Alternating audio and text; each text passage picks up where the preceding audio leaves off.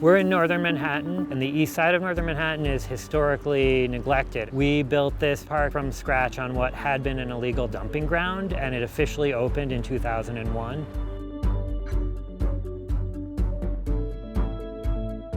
When we really started to get concerned and realized we had to do something was when we noticed the rapid erosion of the remaining marshes.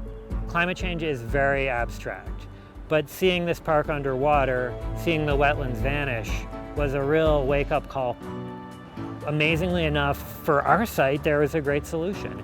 We could install a reef that could help us rebuild the wetlands that could turn around this erosion and prevent us from losing the park.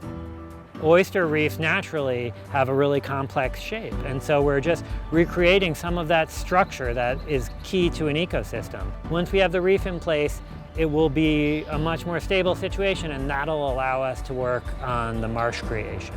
As soon as the grasses are here, we start to get all the benefits from them.